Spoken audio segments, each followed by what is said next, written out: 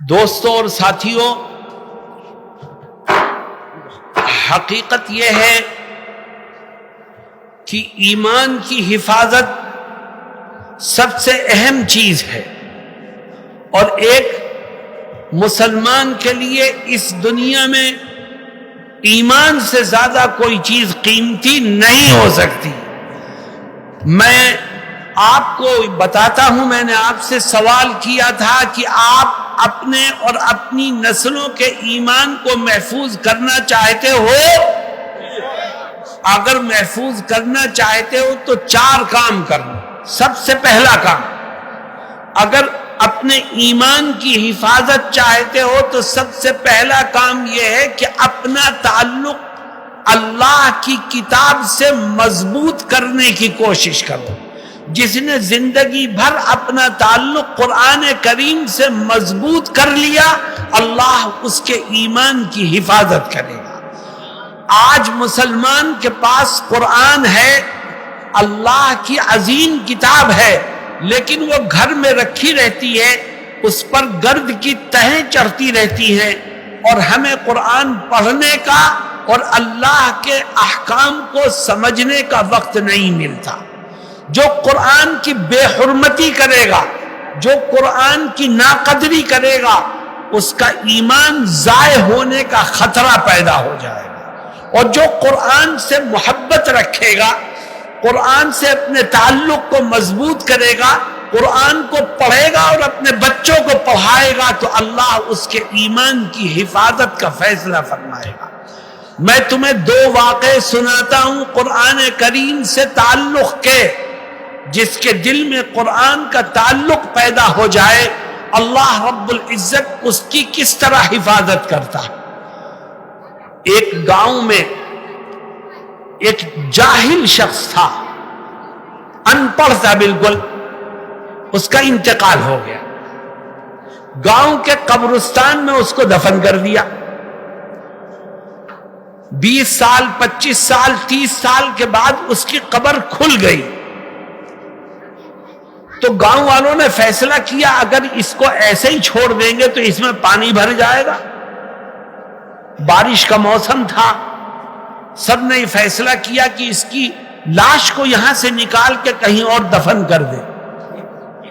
30 سال کے بعد جب اس قبر کو کھولا گیا تو لوگ یہ دیکھ کر حیران رہ گئے کہ اس کا کفن بھی بالکل درست تھا اور اس کی لاش میں کسی طرح کی کوئی خرابی پیدا نہیں ہوئی۔ لوگوں نے علماء سے کہا کہ بھئی یہ کیا ہے، کون آدمی تھا یہ؟ کہ صاحب پتہ نہیں۔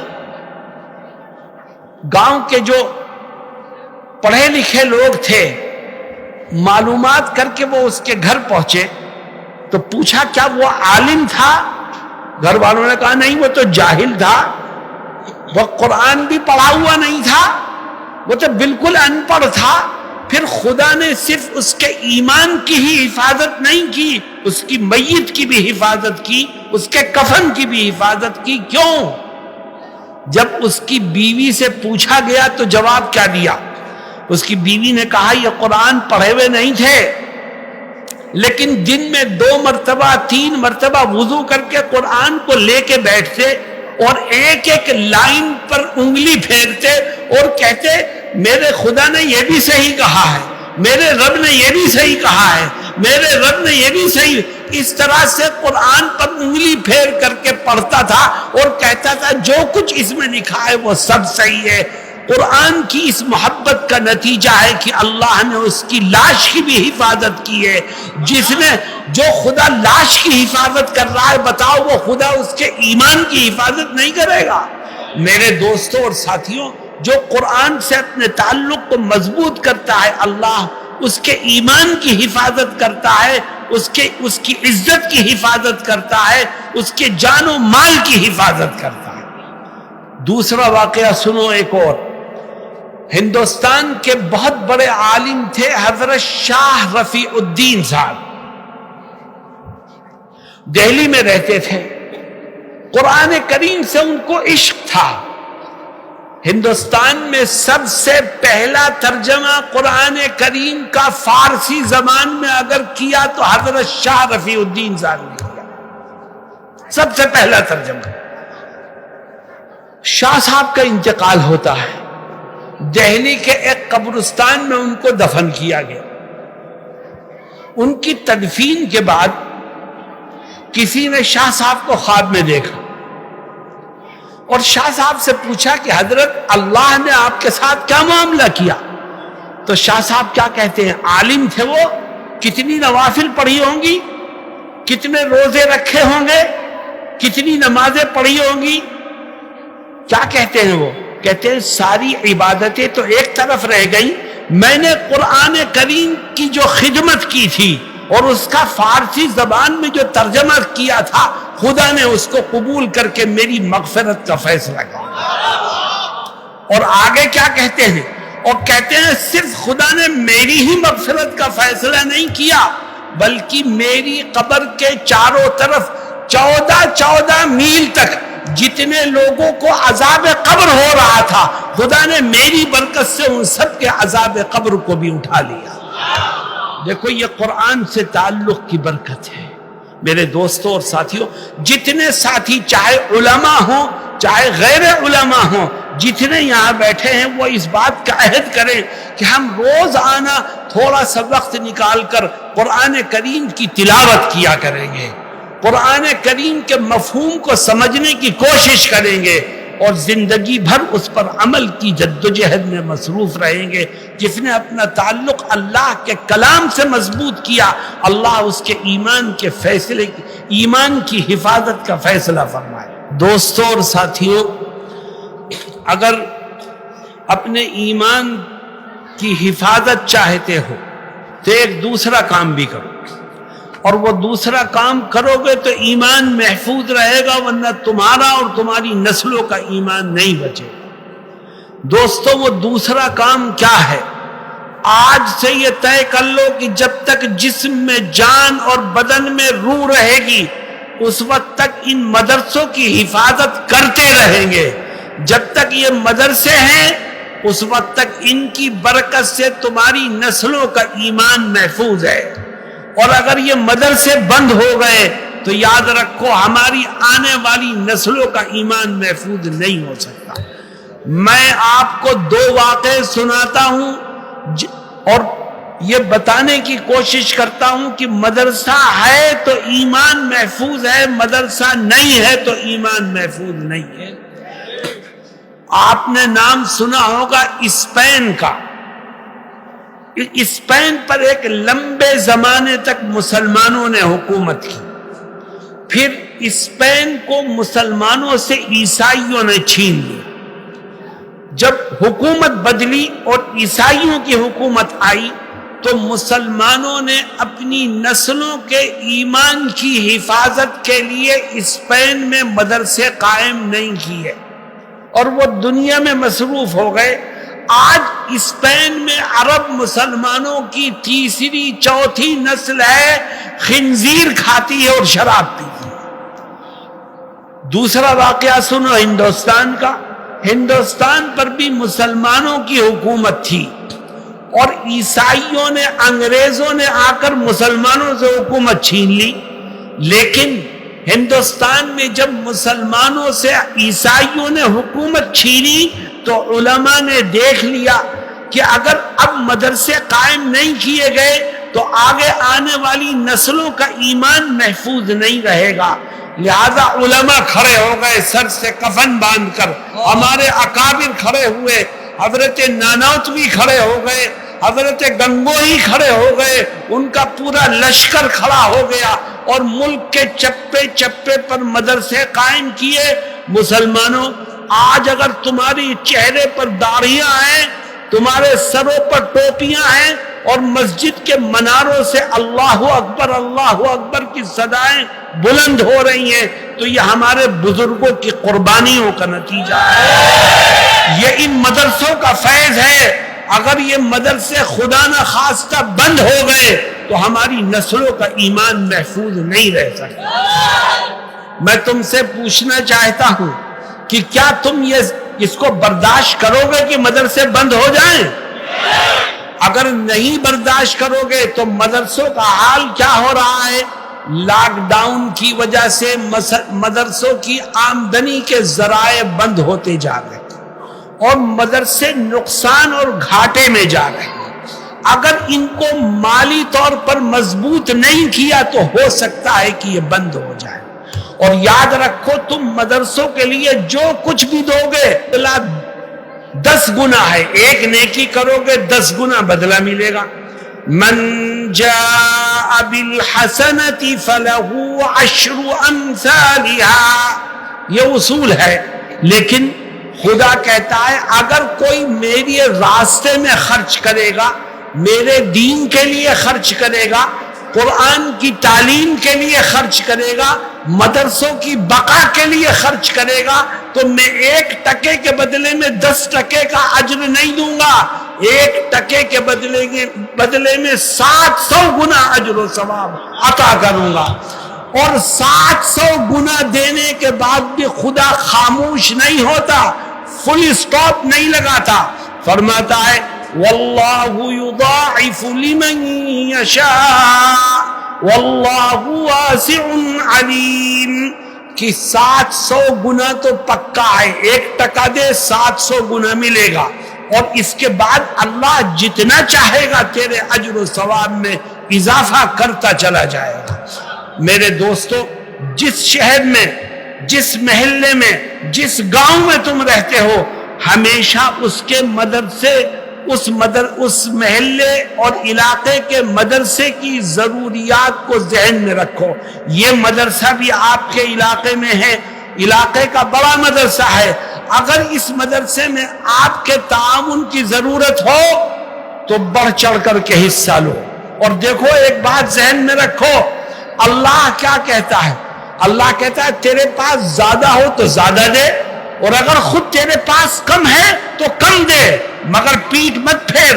تو کم دے گا تو اللہ تیری آمدنی میں برکت عطا فرمائے گا اور تجھے دین کو مضبوط کرنے کا ذریعہ بنائے گا۔ اگر آپ یہ چاہتے ہو کہ آپ کی نسلوں کا ایمان محفوظ رہے تو ان مدرسوں کی بقا کے لیے، ان کے تحفظ کے لیے، ان کو مضبوط بنانے کے لیے اپنا تعاون برابر دیتے رہو، تو اللہ ان کی برکت سے آپ کی نسلوں کے ایمان کی حفاظت کا فیصلہ کرے۔ دوستوں اور ساتھیوں، مولانا علی احمد صاحب کا ترجمہ جو ہوتا ہے وہ اصل بن جاتا ہے، اور اصل جو ہے وہ ترجمہ ہو جاتا ہے۔ ماشاءاللہ، ایسے ہی آدمی مترجم چاہیے تاکہ بات پورے طور پر منتقل کی جا سکے۔ میں یہ کہہ رہا تھا کہ اگر یہ چاہتے ہو کہ خدا تمہارے ایمان کی حفاظت کرے تو 4 کام کرو۔ تیسرا کام، ان 4 میں سے پہلا کام، اپنا تعلق اللہ کی کتاب سے مضبوط کرو۔ دوسرا کام، ان مدارس و مکاتب کے تحفظ کے لیے ہمیشہ مستعد رہو۔ اور تیسرا کام، اگر چاہتے ہو کہ خدا تمہارے ایمان کی حفاظت کرے تو آج سے طے کر لو کہ ہم اپنے درمیان ہونے والے سارے اختلافات کو ختم کر کے ہر ایک اپنے دل کو دوسرے کی طرف سے صاف کرے گا۔ جب تمہارے اختلافات ختم ہو جائیں گے، تم میں یونٹی اور اتحاد پیدا ہوگا اور ہر ایک کا دل دوسرے کی طرف سے صاف ہوگا، تو اللہ ایمان کی حفاظت کے فیصلے فرمائے گا۔ میرے دوستو، آج ہم دشمنوں کے نرغے میں ہیں اور ہر طرف سے حملہ مسلمانوں پر ہو رہا ہے۔ کیوں؟ قرآن کیا کہتا ہے؟ اللہ کہتا ہے آپس میں جھگڑو مت۔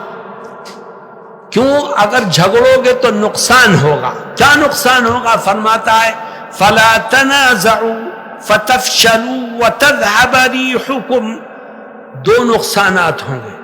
وَلَا تَنَازَعُوا فَتَفْشَلُوا وَتَذْهَبَ رِيحُكُمْ، پہلا نقصان یہ ہوگا کہ اگر تم آپس میں جھگڑو گے اور لڑائی کرو گے چھوٹی چھوٹی باتوں پر تو تم ناکام ہو جاؤ گے، تمہارا دشمن کامیاب ہو جائے گا۔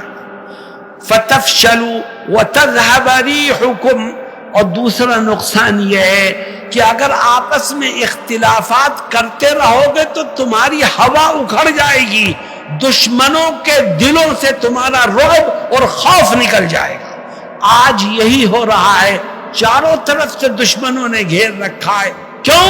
اس لیے کہ مسلمان آپس میں اختلافات کا شکار ہے۔ میرے دوستوں اور ساتھیوں، تمہارے گھر میں، محلے میں، خاندان میں، برادری میں اگر کسی سے اختلاف چل رہا ہے تو آج یہ طے کر کے اٹھو کہ میں اس سے اپنا اختلاف ختم کروں گا۔ تم اپنے ایمان کے تحفظ کے لیے اختلاف ختم کرو گے، خدا تمہارے ایمان کی حفاظت پر مہر لگا دے گا اور انشاءاللہ اس میں کوئی خرابی پیدا نہیں ہوگی۔ کیوں؟ دیکھو ایک حدیث شریف میں جناب رسول اللہ صلی اللہ علیہ وسلم ایک صحابی سے کیا کہتے ہیں؟ فرماتے ہیں یا بنیا ان قدرت ان تصبح وتمسی ولیس فی قلبک غش لأحد فافعل۔ اے میرے بیٹے، اگر تیرے لیے ممکن ہو کہ تو صبح اور شام اس طرح گزارے کہ تیرے دل میں کسی کے لیے برائی نہ ہو، کسی کے لیے کینہ نہ ہو، کسی کے لیے دشمنی اور عداوت نہ ہو، تو فافعل، تو ایسا کر لیا کرنا۔ صبح ہو تب بھی تیرا دل صاف ہو، شام ہو تب بھی تیرا دل صاف ہو۔ اور پھر آگے کیا کہتے ہیں؟ فرماتے ہیں وَذَلِكَ مِن سُنَّتِي، بیٹھ کر کے پانی پینا ہی سنت نہیں ہے، داڑھی رکھنا ہی سنت نہیں ہے، داہنے ہاتھ سے کھانا کھانا ہی سنت نہیں ہے، بلکہ اپنے دلوں کو صاف رکھنا بھی سنت ہے۔ وَذَلِكَ مِن سُنَّتِي، اور آگے فرماتے ہیں من احب سنتی فقد احبنی ومن احبنی کان معی فی الجنہ او کما قال صلی اللہ علیہ وسلم۔ تو میری مجھ سے محبت کرتا ہے تو دیکھ میری اس سنت کو مضبوطی سے پکڑ اور اپنے دل کو ہمیشہ دوسروں کی طرف سے صاف رکھ، اور جو میری سنت کو مضبوطی سے پکڑے گا اور مجھ سے محبت کرے گا، خدا جنت میں اس کو میرا ساتھ نصیب فرمائے گا۔ میرے دوستو، یہ تیسری چیز ہے، طے کرو ہم اپنے اختلاف کو ختم کریں گے۔ اور میں اپنی بات کو مختصر کر کے یہیں پر چوتھی چیز بھی آپ کے سامنے رکھ دیتا ہوں کہ اگر اپنے ایمان کی حفاظت چاہتے ہو تو ایک چوتھا کام بھی کرو، اور وہ چوتھا کام یہ ہے میرے دوستوں اور ساتھیوں کہ آپ اس بات کا عہد کر لو کہ زندگی کے آخری سانس تک ہمیشہ زندگی کے ہر قدم پر ہم نبی کی ایک ایک سنت کو دانت سے پکڑ کر کے اس پر عمل کریں گے۔ ہم اپنا چہرہ نبی جیسا بنائیں گے، ہم شادی بیاہ میں نبی کی سنتوں کو زندہ کریں گے، ہم گھر میں رہیں گے تو سنت پر عمل کریں گے، گھر سے باہر جائیں گے تو سنتوں کی پیروی کریں گے۔ جو زندگی کے ہر قدم پر ہر سنت پر عمل کرے گا، اللہ اس کے ایمان کی حفاظت کا فیصلہ فرمائے گا۔ اور جو نبی کی سنتوں کو چھوڑے گا، دوسروں کے کلچر کو اپنائے گا، دشمنوں کی نقل اتارے گا، کلمہ پڑھے گا نبی کا اور نقل اتارے گا نبی کے دشمنوں کی، تو یاد رکھو ہو سکتا ہے کہ موت کے وقت خدا اس کو ایمان کی دولت سے محروم کر دے۔ چنانچہ ایک حدیث شریف میں نبی کریم صلی اللہ علیہ وسلم فرماتے ہیں کہ میری طرف سے لعنت ہو، اللہ کی طرف سے لعنت ہو، ہر نبی مستجاب کی طرف سے لعنت ہو کچھ لوگوں پر، ان میں سے وَالتَّارِكُ لِسُنَّتِي، فرماتے ہیں اس پر بھی لعنت برسے جو میری سنت کو چھوڑنے والا ہو۔ اس لیے میرے دوستوں اور ساتھیوں، چوتھی چیز یہ ہے کہ زندگی کے ہر قدم پر نبی کی پیروی کرتے ہوئے آپ کے طریقے پر چلنے کی کوشش کرو تو خدا تمہارے ایمان کی حفاظت کے فیصلے کرے گا۔ اللہ ہم سب کو کہنے اور سننے سے زیادہ عمل کی توفیق سے مالا مال فرمائے۔ وآخر دعوانا ان الحمد للہ رب العالمین۔